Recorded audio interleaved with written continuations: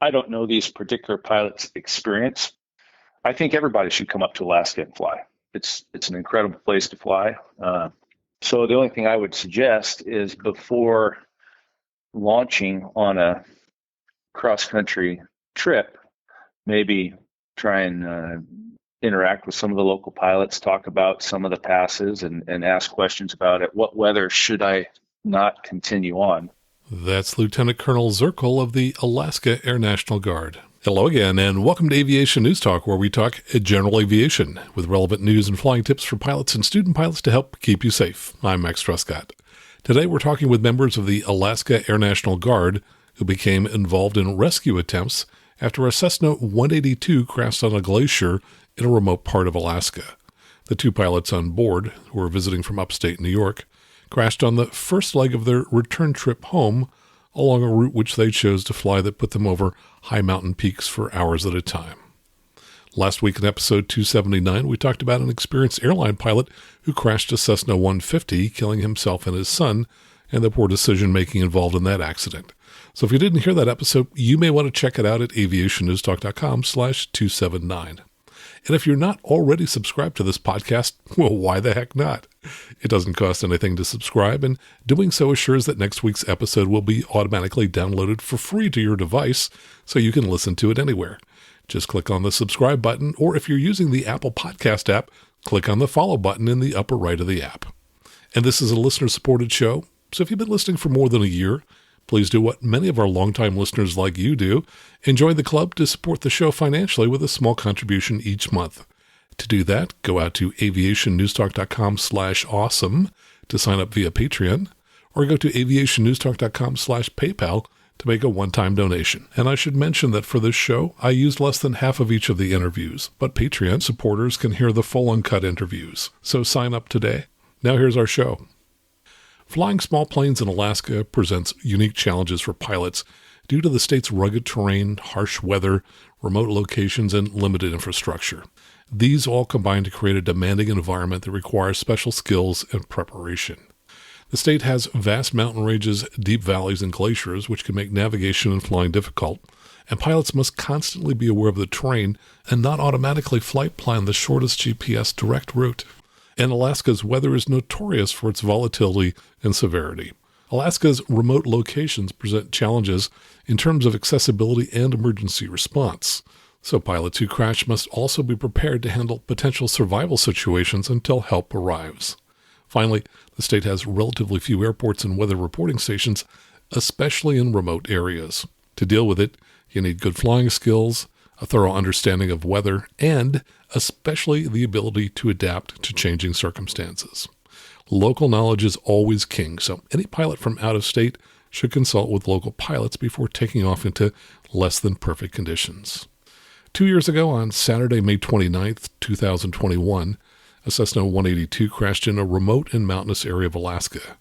The two pilots from upstate New York were on a trip of a lifetime. Sadly, after flying around Alaska for about 8 days, they crashed on the first leg of what was to be their return trip back to New York.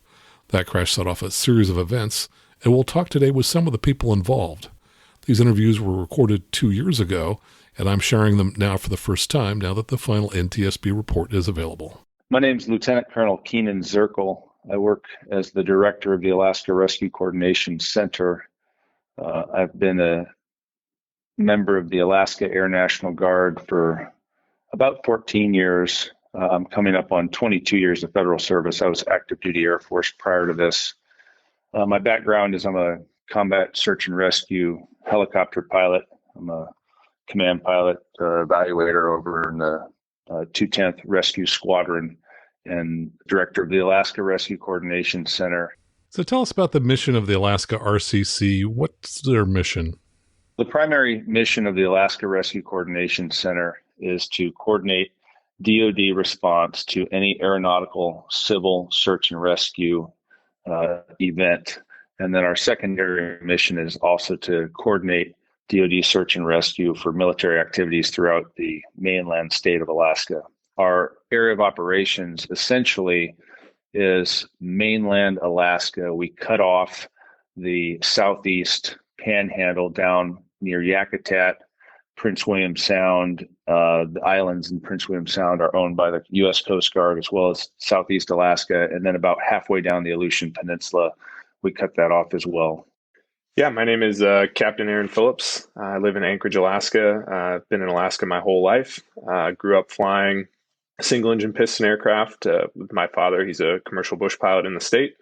And I've been HH-60 rescue pilot with the Alaska Air National Guard since 2017. I returned from training in 2019 and have been flying in Alaska with the unit for the last 2.5 years. I'm in the 210th Rescue Squadron. We are part of the 176 Wing Air National Guard.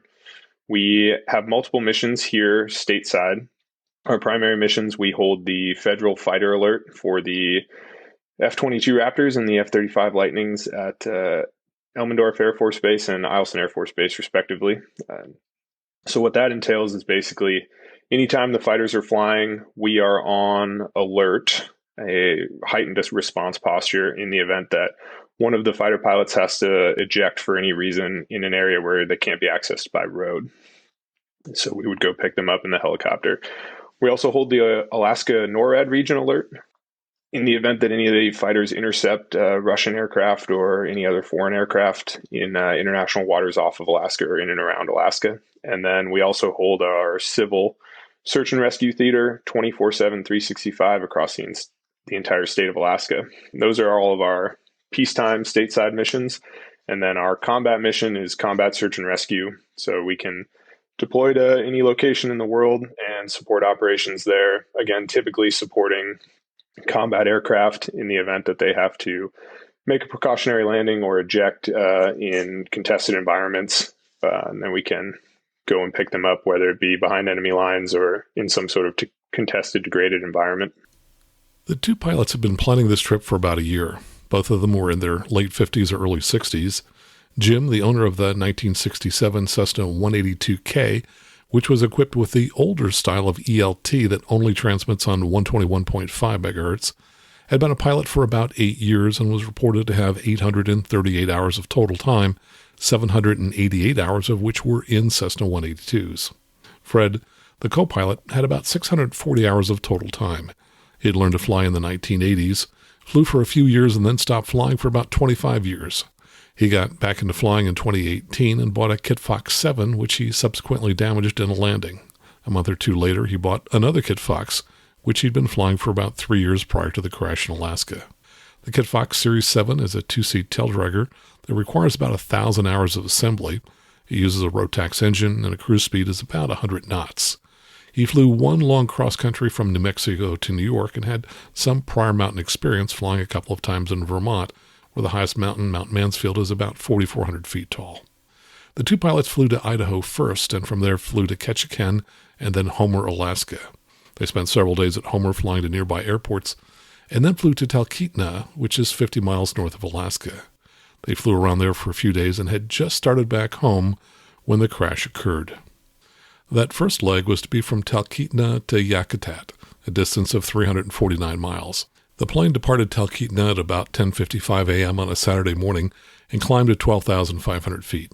Pilots took a direct route, which took them over mountainous terrain with peaks averaging around 7,000 feet along almost the entire route, with the tallest peaks around 9,000 and 10,000 feet.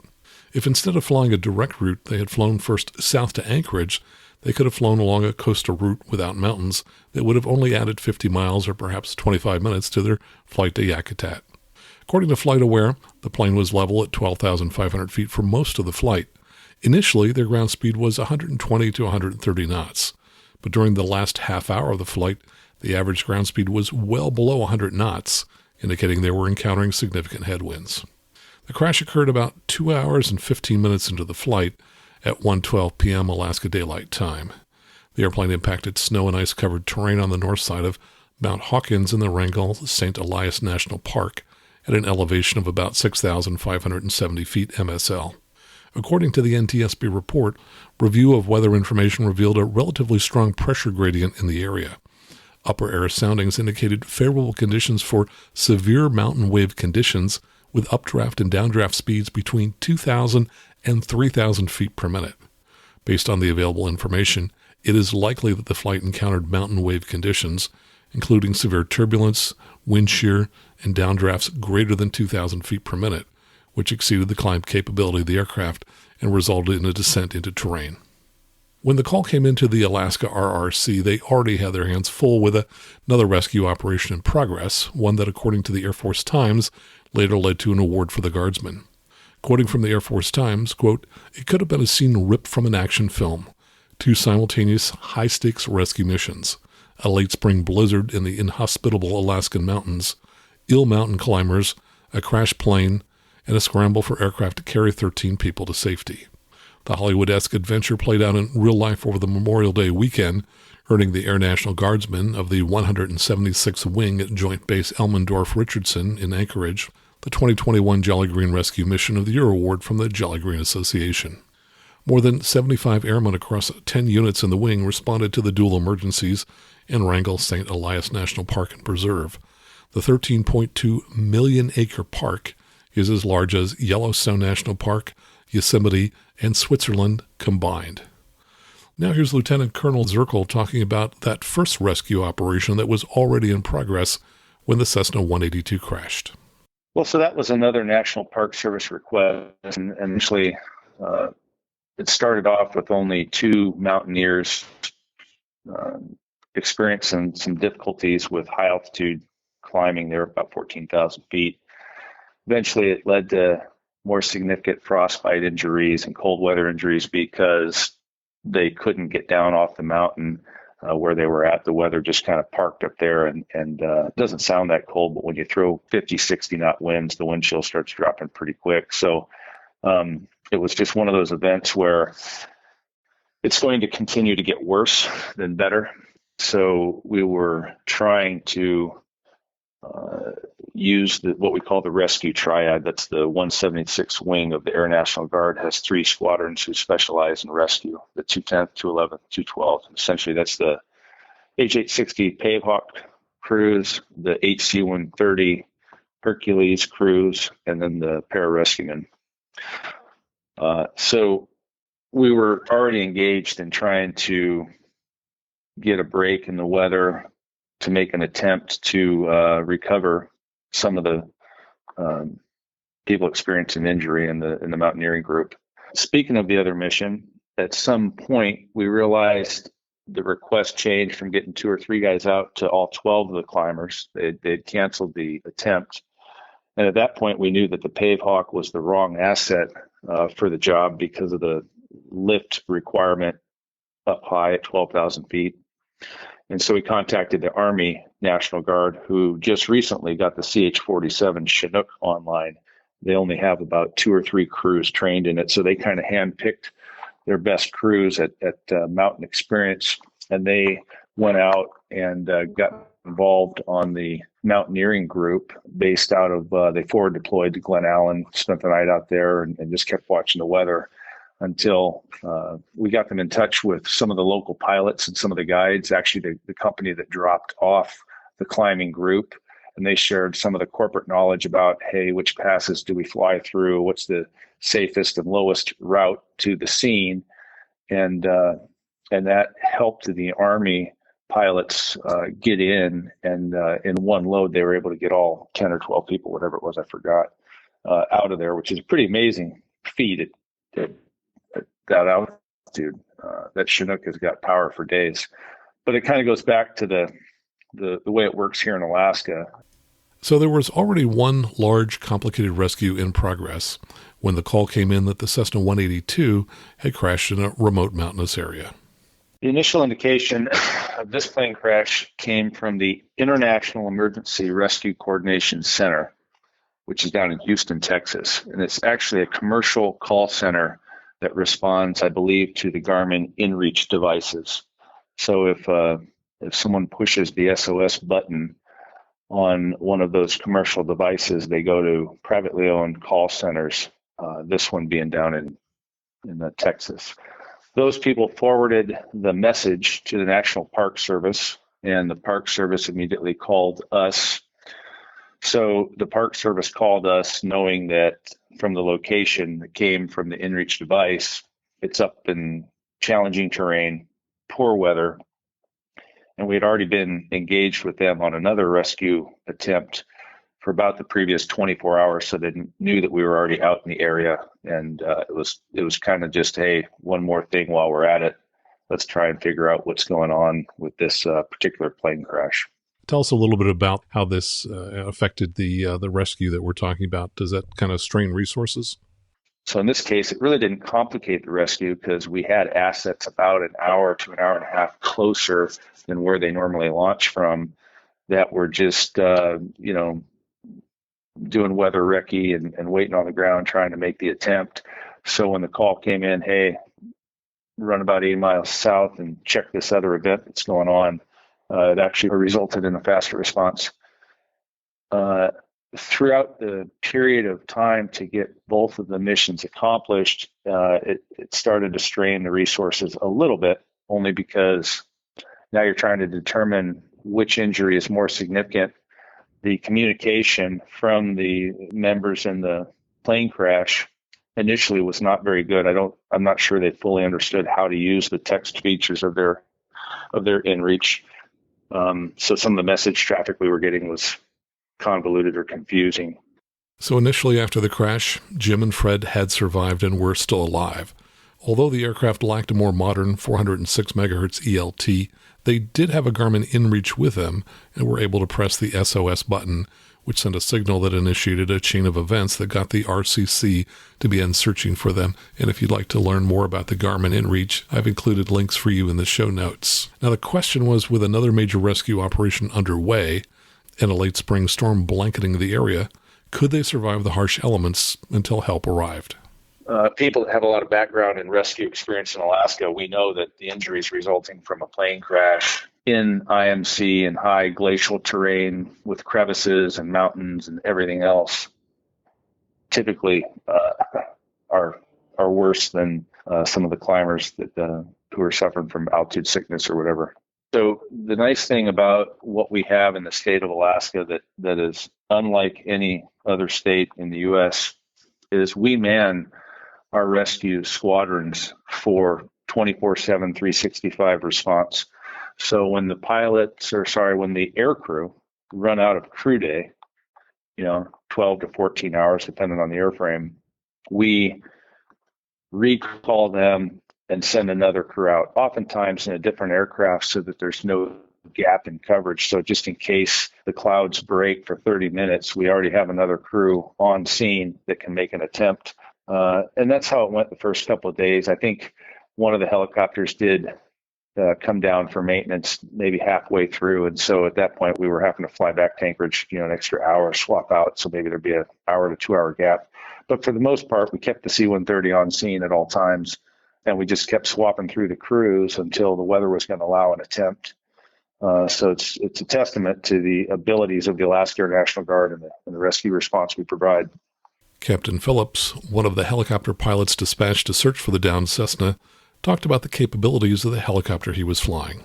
So we actually fly the HH-60 Golf, the G model Pave Hawk helicopter, and it's very similar to a Black Hawk, standard Black Hawk. It's the same airframe, same blades, same motors, same transmission.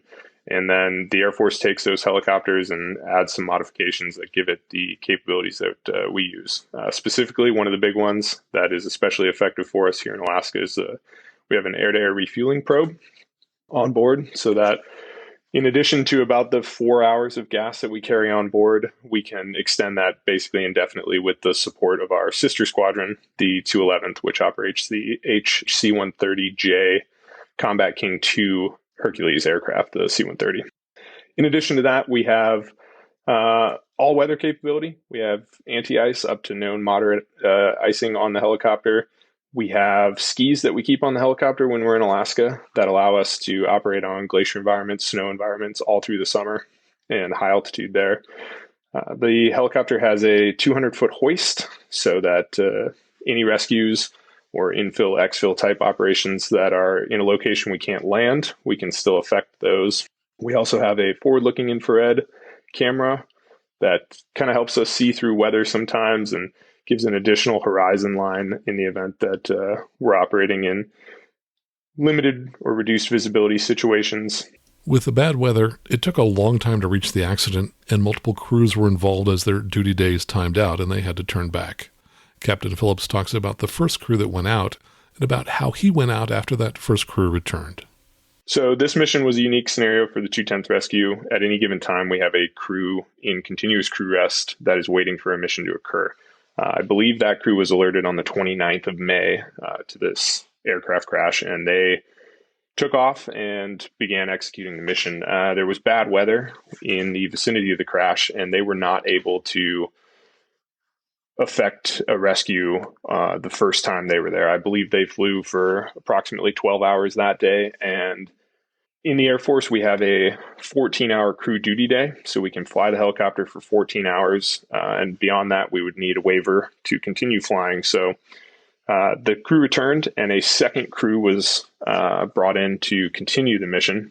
And then I was on, being that it was a holiday weekend, I was scheduled to go in and run up a helicopter on Sunday. So our helicopters, when we prepare them for alert, they sit on alert for 72 hours before we have to go through all of the systems on the helicopter, check everything out, run it, turn the motors on, make sure the motors are creating the power we expect them to, and then we'll shut it down and prepare it to be on alert again, and then it'll sit on alert for 72 hours. So since we had a holiday weekend where we were going to have a longer than a 72-hour period that weekend, I was scheduled to go in on Sunday, run a helicopter up, and leave it prepared to hold the alert mission. However, since we had a second crew on Saturday the 29th that went out and was also not able to effect the rescue through the night hours of Saturday, we were told at about 8 or 9 p.m. on Saturday to expect the possibility of helping support this mission on Sunday, running up the helicopter and then taking that helicopter to go and continue this mission. So I had about 14 hours of notice. We were told we'd expect to launch around 12 noon on Sunday the 30th. That would be when the second crew that had launched would run out of their crew duty day and would be returning to Elmendorf. So Jim and Fred were not rescued that first day and would have to spend Saturday night on the mountain, hoping to be rescued on Sunday. Rescuers hoped they could survive the night and reach them on Sunday, but the night brought even more snow to the area.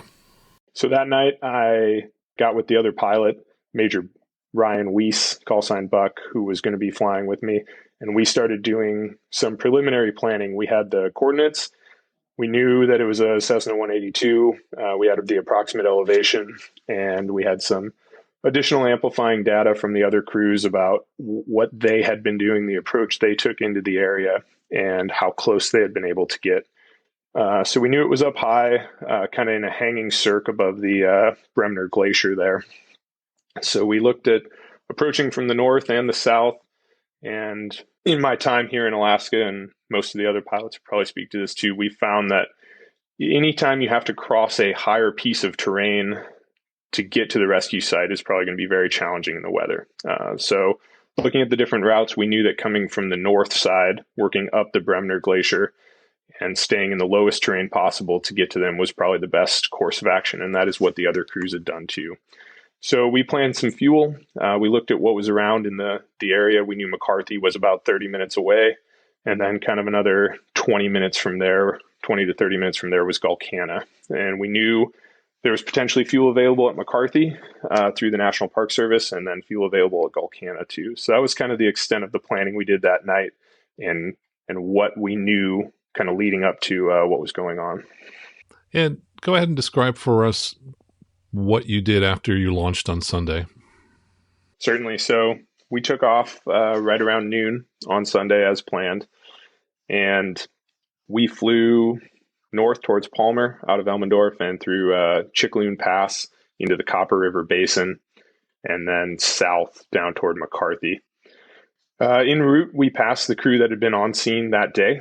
The previous night, they were flying home. We passed them in air, and we were able to have about a 15 to 20 minute conversation with that crew about what they had been able to accomplish, what they were seeing in terms of weather and the environment that we were headed to effect the rescue, what kind of power numbers we were looking at in the helicopter, how much power we would have available in the event of actually making it to the crash site.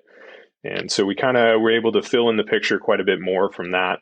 in terms of just the location and the description of the crash site and the general environment around it.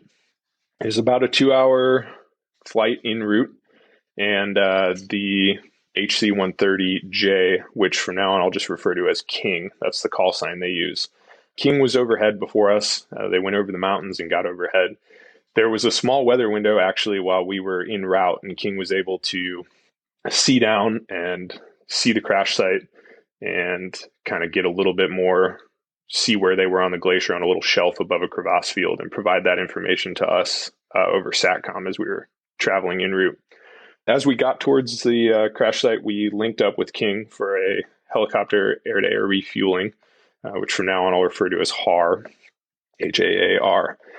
And we took on about 3 hours worth of fuel. We wanted to, throughout the day, we were always in the back of our mind balancing having enough fuel to loiter for a long period of time near the crash site in the event that the weather cleared versus having a low enough amount of fuel to either be able to dump fuel out of the aircraft quickly and effect the rescue to get to a weight where we would have the power necessary to get into the zone, or just be at approximately that weight already with the gas we had on board. So we took about 3 hours of gas, not knowing exactly what we were going to look like when we first got in there.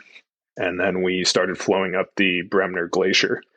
And where the crash site was located was in a kind of hanging, circled out valley above and to the south of kind of the top of the Bremner Glacier. The Bremner Glacier was running basically east-west in the valley there below it. And then it kind of turns into an east-west route there and then flows north out to the toe of the glacier. So we started at the toe of the glacier, worked our way up. The weather was pretty decent.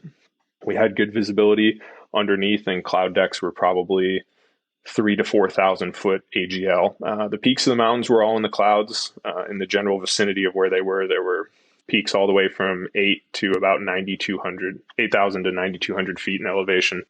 So we were kind of, as we worked our way up after getting the gas from King Aircraft, we were continually assessing, picking out points on the map where we could see a known elevation or we could see a peak that was obscured and kind of start determining where are the bases of these clouds.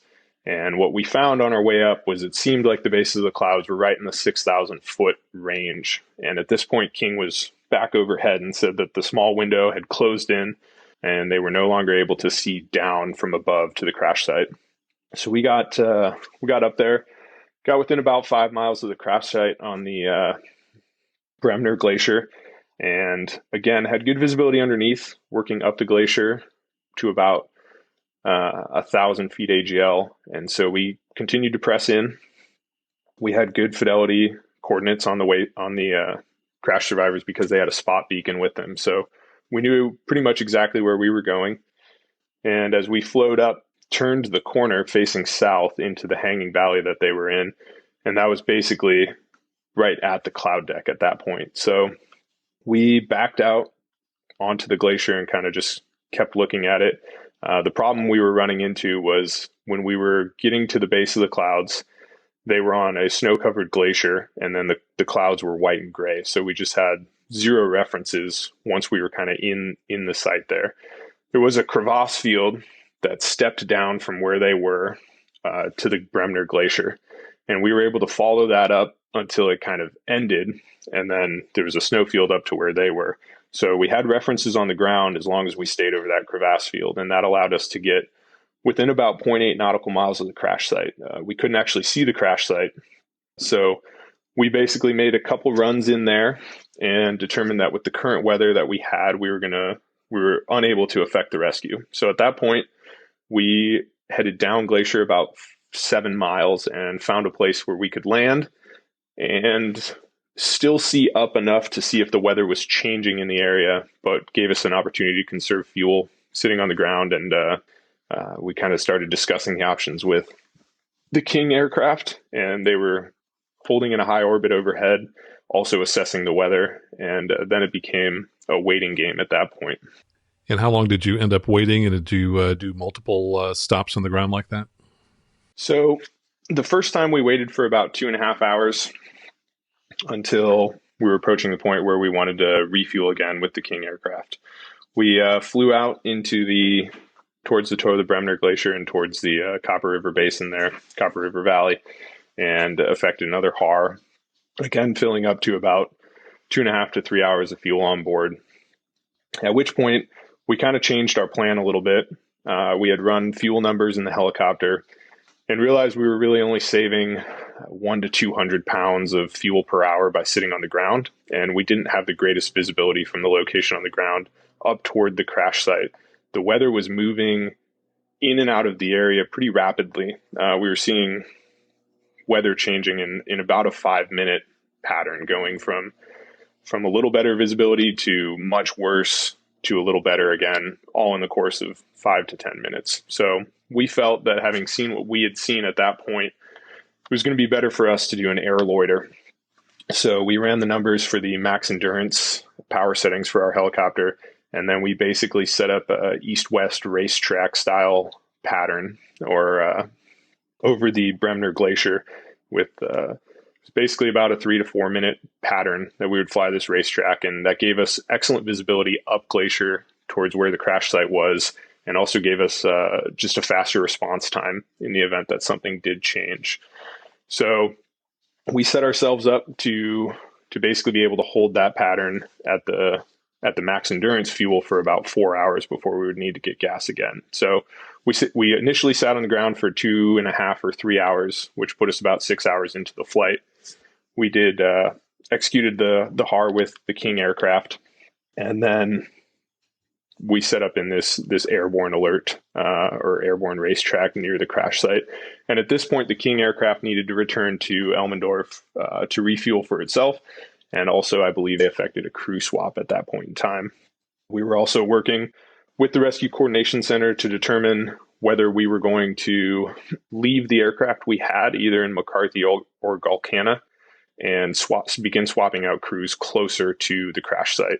Because with the 2-hour en route time and 2-hour flight home, we were basically limiting the time we could spend on scene. And we were also building slight gaps in coverage when the helicopter was not on scene and able to effect a rescue as we transited from Elmendorf to the crash site. So we were coordinating with the RCC, and the King aircraft was going to pick up an additional helicopter crew, and we were going to determine a place to swap out on the ground closer to the crash site.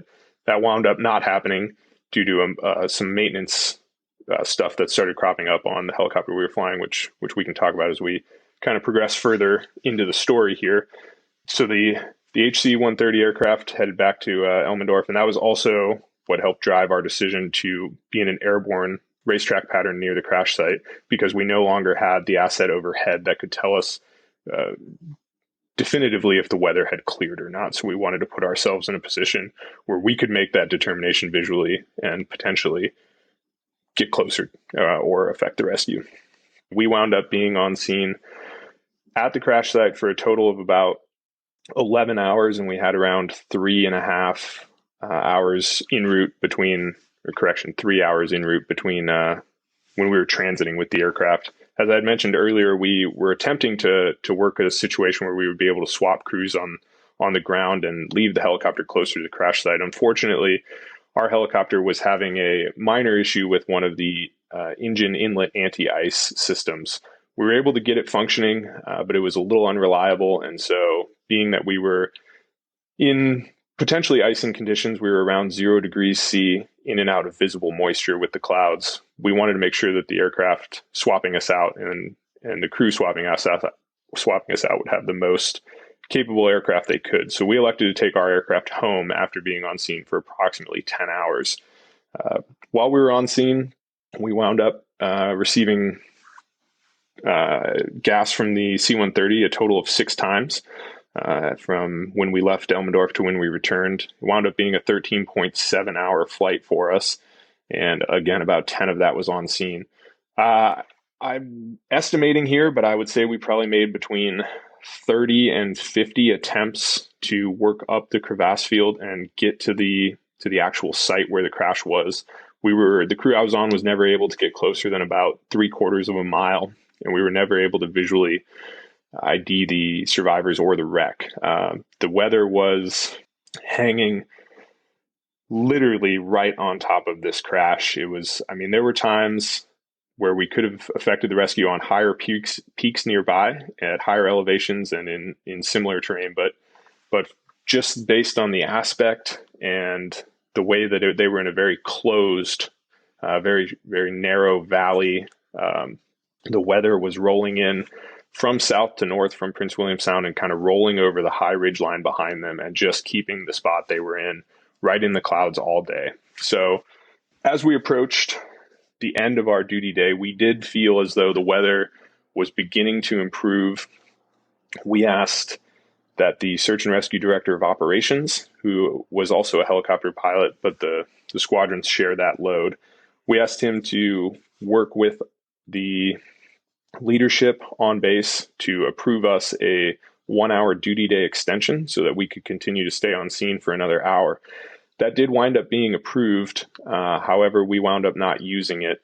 We made 2 more attempts in the improved weather to get closer and just felt that the weather was going to have to continue to improve, and that was going so slowly, and the crew fatigue was at such a high level that we determined it was best for us to take that aircraft back to Elmendorf.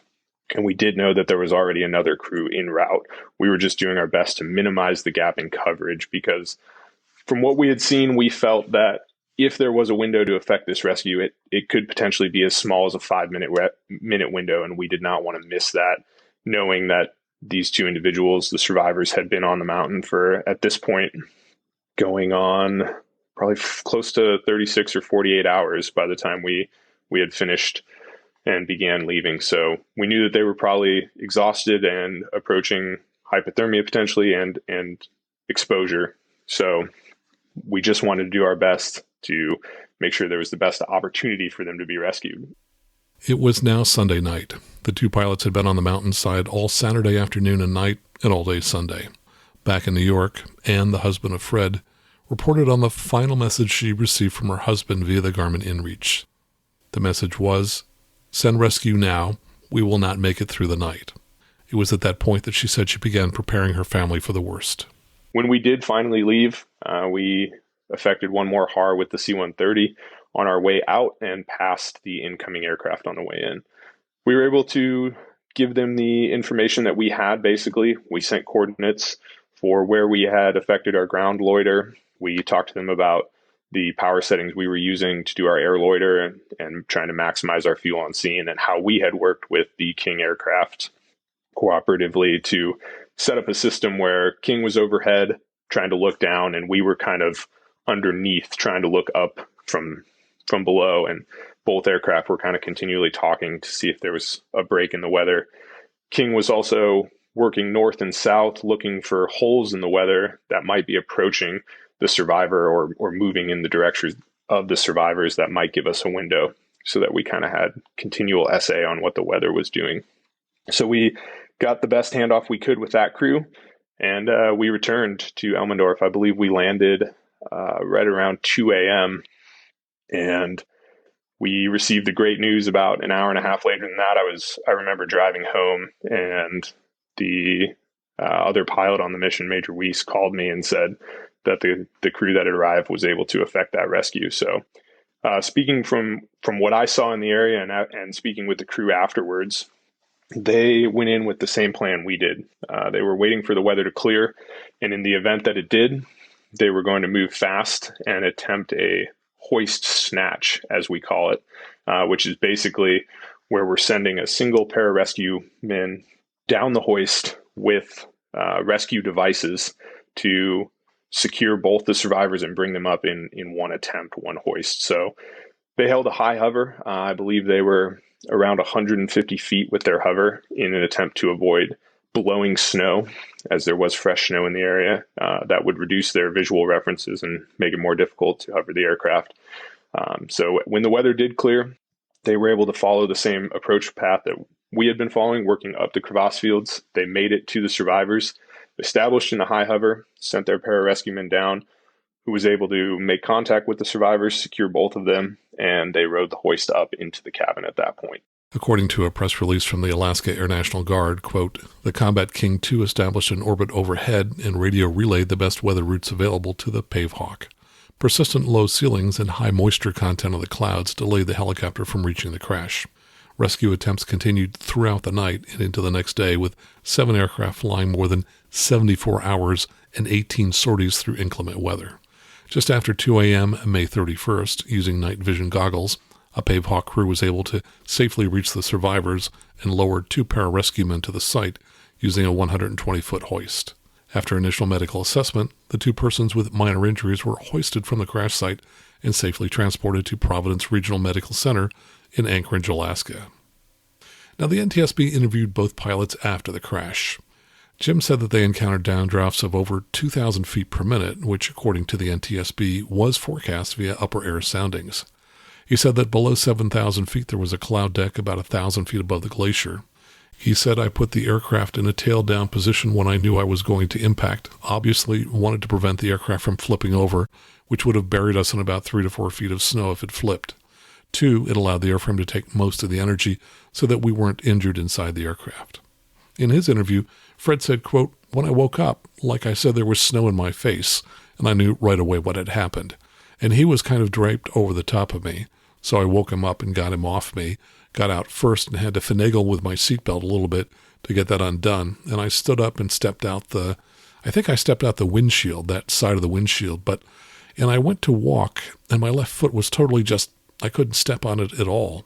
So I then reached straight in by, I always carry my inReach right next to me or on me. It was right next to my seat. I reached in, luckily that was still there. I grabbed that and immediately sent the SOS. And looked around and saw it was a pretty bleak, scary place. And it looked a lot colder than it was, luckily. And I said, all right, well, we got to get I brought all kinds of survival stuff, everything from, I had a shotgun in there because I figured if we went down, we were going to be worrying about bears. That was, you see what goes on up there. And anyway, so I had a shotgun in there, which I could not find anyways. We did find his winter jacket, but I couldn't find mine. It was right behind the seat, but it was snow in there and stuff, and I couldn't find it, and I couldn't really climb around in there with my bad foot. And I could see all of our gear was scattered out in the snowfield maybe 50 to 100 feet away. And I told him, because he could walk, I said, well, we need to try and go out there and get that survival bag. In the meantime, he's found I had a Four Seasons, like a mountain climbing tent that I brought with me, but it was lightweight. It's kind of what they use on Denali and stuff. And so he did find that. He gave that to me, and so I got that kind of set up. I tied it to the plane. We did find our big duffel bag that had our clothes in it. We grabbed them out of the plane. We threw them in the tent because I figured we can lay on top of those so we wouldn't be right on the ice. And we got in. We couldn't get at my survival bag that had food and stuff in it and first aid stuff. So I was cut on my forehead, so I put some snow on that, held snow on that for a while. And it seemed like it stopped bleeding, so I wrapped a shirt around it and tied it. And then we got whatever we could get out of the plane and went into the tent. And with that inReach, I could communicate with the Garmin Center somewhat. But I had a hard time seeing the little screen on it, so we were having a hard time with that. So we just kept doing that, and a few hours later, we heard the helicopters trying to get to us. And the weather, I knew the weather was an issue, and that first night wasn't bad. It didn't get dark there until like midnight, but the wind did come up, and I had to get a little cold when the wind blew. I had to keep putting the flies of the tent down because you couldn't stake it into anything until it covered with enough snow to hold it down. We kept communicating with Garmin, and they were communicating with my family and stuff, and so we got through the first night. Second day, it was pretty sunny out. We were surprised they couldn't get to us. I got out in the early afternoon out of the tent, and there was a C-130 flying around, and I wanted to see if I could get anything out of the plane, find if we had water and stuff behind in the seat and a cooler. So I couldn't find any of that in the plane, but then I looked right next to the tent, and there was a bottle of water, bottle of soda, and a can of Bud Light. So I gave him the water because he was not doing great. I don't know, I think he was probably getting the hypothermia. So I gave him the bottle, and I drank the soda, and I kept filling it with snow in survival mode and waited for rescue. And that was from the interview with the NTSB. Now, about a month after the accident back in 2021, I did exchange email with Fred, and I also spoke to him once by phone. He wrote in his email, I had everything to survive, but when the plane broke open, it scattered across the snowfield and we could not get at it. I could have made it another day or two, but I have never seen anyone progress with hypothermia, and I think Jim was there. so I'm not sure if he would have gotten through the night, not to mention he was in a lot of pain. And he also wrote, I can't thank the crews and Search and Rescue Alaska enough for what they did for us. The only thing I wish I could have done was to settle down and get some pictures. And now here's more of my conversation with Lieutenant Colonel Zerkel. Now, these pilots had flown from New York all the way to Alaska. Do you have any recommendations or suggestions for pilots coming up from the lower 48 who want to fly in Alaska? Well, I don't know these particular pilots' experience. I think everybody should come up to Alaska and fly. It's an incredible place to fly. I was born and raised into this business. I was from Alaska. I've been flying off this lake where I'm sitting right now since 1991. My dad's in the Aviation Hall of Fame up here. It's all I've ever known. But Alaska has unique challenges, not unlike New York. New York probably has some, the perfect storm. They have some maritime challenges that probably we don't understand. So the only thing I would suggest is before launching on a cross-country trip, maybe try and interact with some of the local pilots, talk about some of the passes and ask questions about it. What weather should I not continue on? I don't want to speak about these guys' decision-making, but I'm 100% sure they were at whatever altitude, 12,000, 14,000 feet, going over incredibly brutal terrain in a normally aspirated engine. That's probably not great decision-making in this particular case. We do have issues in Alaska with icing, and you're never going to be, if you're in the soup, you're never going to get out of the icing conditions, and you're never going to have the obstacle clearance that you want in normally aspirated engines. You need a turbocharge or turbine and things like de-ice, et cetera. So those are some of the challenges, but there's ways to mitigate those risks and pick different weather days and fly through the passes at lower altitudes and kind of plan the trip. So not to say they did anything wrong, but I think that anyone that comes up here and plans to do one of these incredibly fun trips should just sit down and interact with some of the locals and no different than I would if I was heading down to do the Grand Canyon tour or something. But what about the forecast for 2,000-foot downdrafts mentioned in the NTSB report? Was that something Jim and Fred missed in their pre-flight briefing? According to the NTSB's interview with Jim, when asked about pre-flight planning, he said, quote, "Sure, I had winds aloft data for our en route altitude. Obviously, winds aloft and direction on that. I had METARs. I also used flightplan.com for weather data." When Fred was asked by the NTSB about pre-flight weather planning, he said, he spent several hours planning the flight and pre-planning with the weather, and I can't remember the sites he goes to. I think 1-800-WEATHER brief, and he goes to the aviation sites from the government. I used ForeFlight, and I didn't go into it nearly as extensive as him, so that was basically the pre-flight. We set it up right in the beginning that if we saw any kind of bad weather, icing, turbulence, whatever, we were coming back to Talkeetna. So that was about it for pre-flight. All of which begs the question, did the two of them somehow miss something that they should have known before they took off? The NTSB wrote in their final report, quote, "The National Weather Service, Anchorage, Alaska, upper air soundings from 0400 and 1600 both indicated favorable conditions for severe mountain wave conditions between 9,000 and 14,000 feet MSL with updrafts and downdraft speeds between 2,000 and 3,000 feet per minute, which is essentially what Jim and Fred encountered." I emailed Dr. Scott Denstedt, who we've had on the show before, and I sent him the graphs that were posted in the NTSB docket for this accident, and I asked him where Jim and Fred could have found the information. He wrote back, "The NWS for this accident is utilizing a tool from EOSOND Research Services." EOSOND, by the way, is EOSONDE. A tool called RAOB that plots the radiosonde observation, and then the tool applies a formula to calculate mountain wave potential and up-downdraft strength. The Graphical Turbulence Guidance, GTG product, available on aviationweather.gov/turbulence-GTG, has a similar approach, uses EDR, but I believe the accident occurred outside of the GTG domain. The pilot should have used the weather.gov/AAWU website, which provides all of the aviation-specific weather for Alaska. Short answer to your question, there aren't forecast products available to the average pilot that would have prevented this unless there were PIREPs or advisories such as SIGMETs in the area. Unfortunately, the NWS doesn't give pilots access to the tools that have high enough spatial temporal resolution to know there was any kind of significant up-down drafts at the time they flew through the region. Just because there are mountain and strong winds perpendicular to those mountains doesn't imply severe turbulence or severe up-down drafts. So, oddly, it does appear that in a typical aviation briefing, pilots would not find information about the downdrafts that were forecast on that day. And here's a final comment from Lieutenant Colonel Zerkel. Well, as we start to wrap up here, I'm sure that you're always looking for people to join the National Guard. What kind of people are you looking for, and what kind of recommendations would you have for someone who might be interested in flying with the Guard? Oh, Max, you're going to get me in trouble. My answers aren't always politically correct. Any person who is incredibly energetic, hardworking, self-motivated, there's nothing worse than having to make someone want to do the job.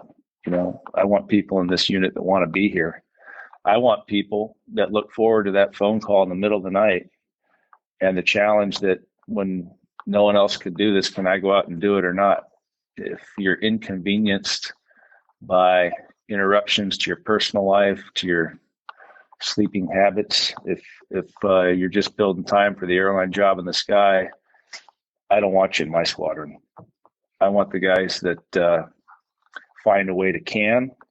And the amazing and incredibly rewarding idea of flying rescue, despite, or not despite, the obvious being saving someone's life is incredibly noble and satisfying. But the fun of the job is the most important thing is to get going, is to start rolling in the direction, and you figure out the solution on the way there.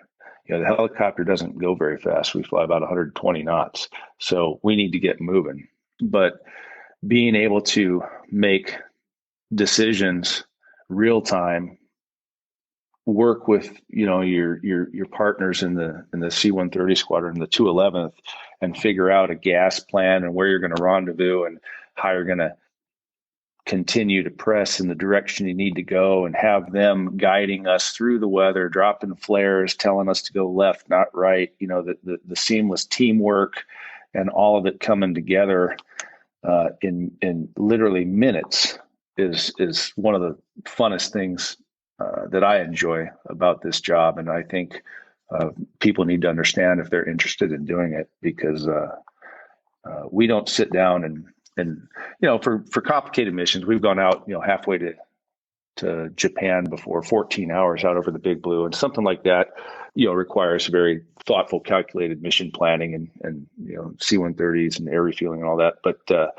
the typical, hey, there's an airplane crash, we just got an ELT hit, it's hurry up and get moving. And that's one of the funnest things that I enjoy about this job, and that I think probably most aviators in our organizations do.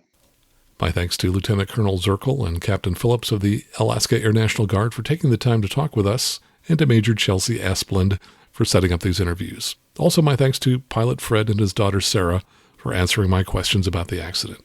And if you enjoyed this episode and you've been listening for more than a year, please do what many of our longtime listeners like you do and join the club and support the show financially with a small contribution each month. It's easy to do. Just take a moment, go on out to aviationnewstalk.com/awesome to sign up via Patreon, or go to aviationnewstalk.com/PayPal to make a one-time donation. And thank you so much for your support.